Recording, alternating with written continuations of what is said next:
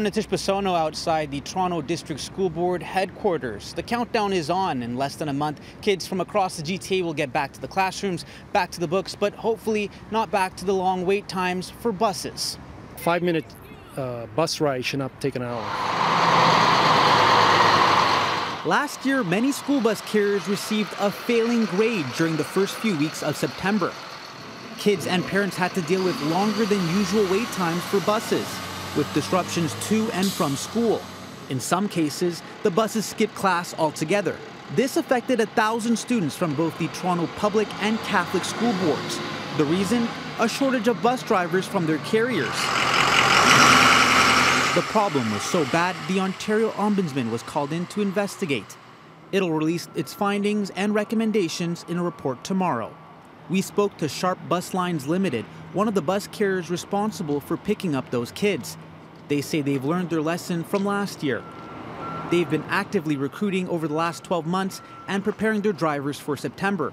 They've also had more interaction with the Toronto Student Transportation Group. Jason Andrade says they're in a much better situation to succeed. Can you say with conviction or with confidence that this year it's going to be a lot more smoother, that the first few weeks are not going to be a repeat of last year? We can't promise against everything, but I can assure you that we're in a much better position to be successful, and we've got that commitment from our drivers and our staff in the office. And they're not the only ones hoping for better success this year. Both the Toronto Public and Catholic District School Boards say parents will be able to access their children's transportation information through an online portal, torontoschoolbus.org. The school boards will also be installing GPS on all buses, and parents will receive an email notification for any bus cancellation or delays.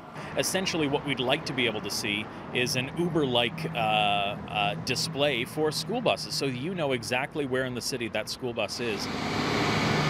The new system comes as the school board hopes to improve communication with parents, something some moms and dads say was non-existent. I prefer that the school board takes on busing. They're responsible for the drivers. They can lease out the vehicles, but they hire the drivers, they teach them the route, and they keep on top of it. Now, as I mentioned, the report releases tomorrow, and we'll be following that story closely. In fact, we'll have all the details from the findings on our website at citynews.ca. From outside the Toronto District School Board headquarters, I'm Natish Basono, City News.